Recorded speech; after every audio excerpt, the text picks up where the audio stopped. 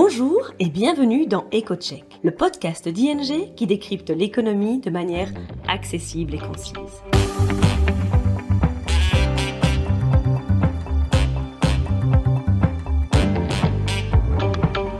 Nos experts économistes se penchent toutes les 2 semaines sur le sujet brûlant de l'actualité et on explique les conséquences économiques et financières pour vous ou votre entreprise. Aujourd'hui, votre hôte sera Philippe Ledan, expert économiste chez ING.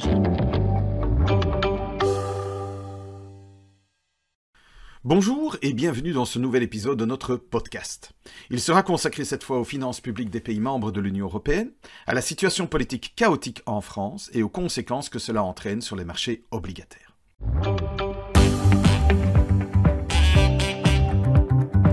Écoutons maintenant Philippe et son analyse détaillée.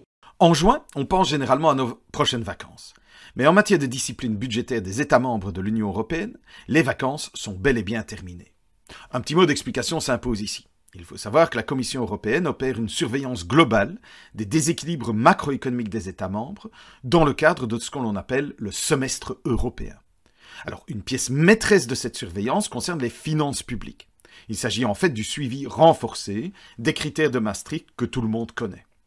Le semestre européen et en particulier les règles budgétaires à suivre doivent soutenir et renforcer la cohésion entre les États membres. Donc ce n'est pas qu'une question de régulation, c'est surtout un enjeu macroéconomique pour la cohésion de l'Union européenne et de la zone euro en particulier.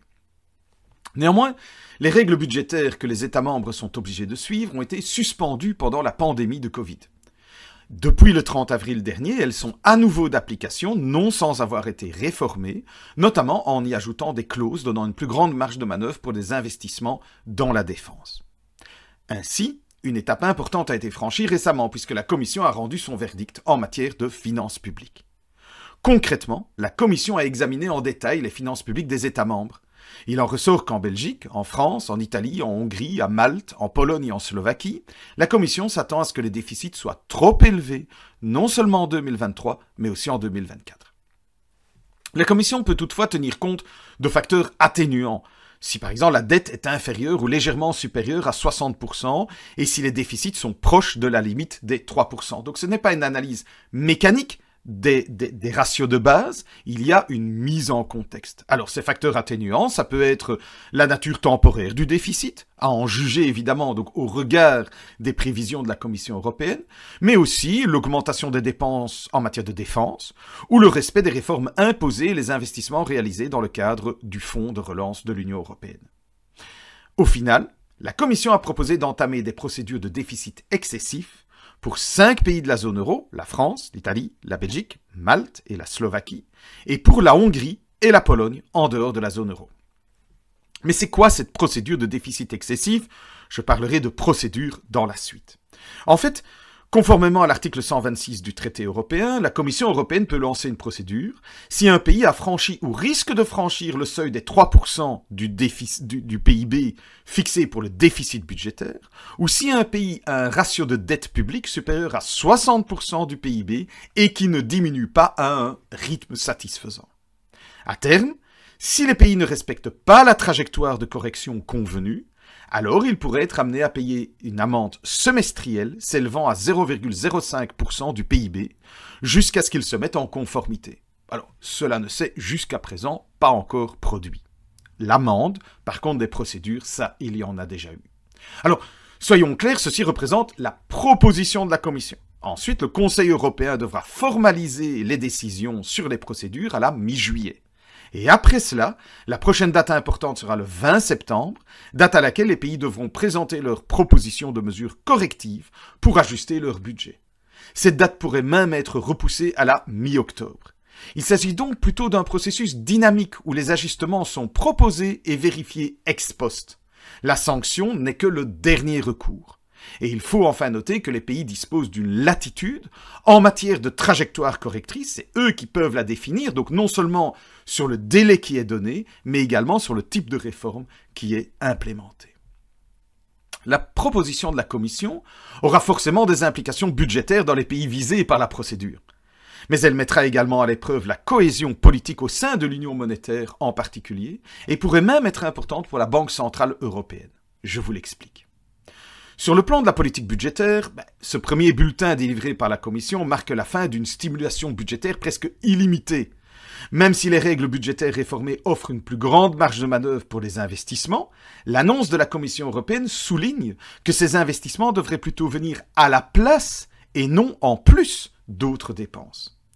Sur le plan politique, à l'heure où l'Europe et les gouvernements nationaux sont de plus en plus soutenus par des partis populistes, dont les propositions de politique économique sont souvent très coûteuses, les annonces de la procédure pourraient aggraver les tensions politiques.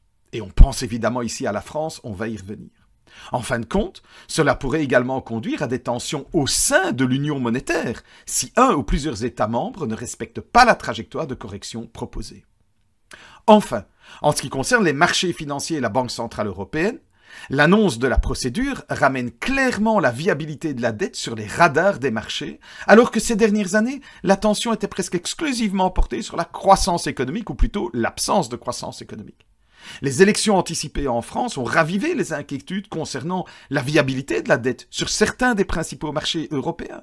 Et le rapport de la Commission, donc la procédure, la mise en procédure, pourrait renforcer ces inquiétudes. L'évolution récente des taux obligataires en est l'illustration finalement. En effet, jusqu'en février de cette année, le taux d'emprunt à 10 ans de l'État français était quelques 10 points de base en dessous de son homologue belge.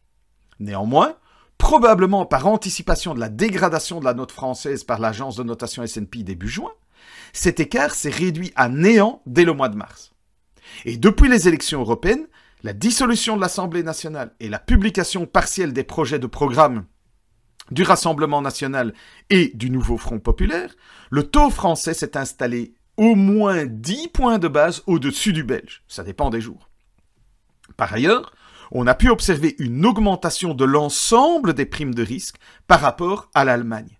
Donc il n'y a pas que la France qui est touchée, on voit que les spreads obligataires, les primes de risque, augmentent dans tous les pays.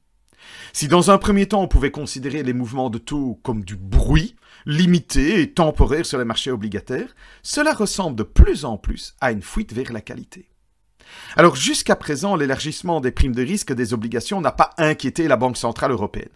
Toutefois, une nouvelle escalade et un élargissement des spreads, des primes, soulèveront finalement la question de savoir si la Banque centrale européenne utilisera son instrument de protection de la transmission, Transmission Protection Instrument en anglais.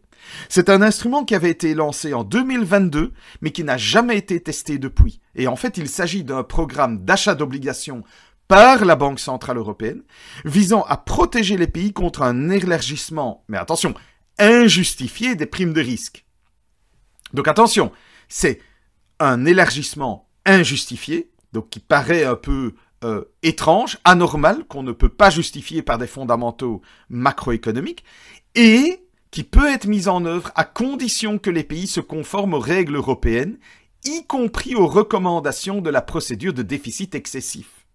Donc, puisque certains pays sont mis sous procédure, si c'est confirmé, il faudra que ces pays se conforment à la trajectoire de remise à niveau, et j'ai envie de dire, pour éventuellement bénéficier de cet instrument de la BCE pour diminuer les spreads obligataires. Ça veut dire que ce n'est pas encore fait. En conclusion, la proposition de procédure faite par la Commission européenne est essentielle pour démontrer que les nouvelles règles budgétaires européennes sont d'application et sont contraignantes. Il s'agit également d'un coup de semonce politique pour les gouvernements qui, malgré des besoins d'investissement élevés et une croissance faible, ne peuvent plus se permettre de prendre des mesures de relance budgétaire illimitées. Ce coup de semonce n'est pas sans risque, car il pourrait à terme menacer la cohésion politique au sein de l'Union monétaire si l'un des pays visés par la procédure refusait tout simplement de s'y conformer. Ce sera tout pour cette fois et je vous donne rendez-vous dans de nouveaux épisodes de notre podcast. À bientôt. C'est tout pour aujourd'hui. Merci pour votre écoute. N'hésitez pas à suivre notre podcast EcoCheck pour ne manquer aucun épisode.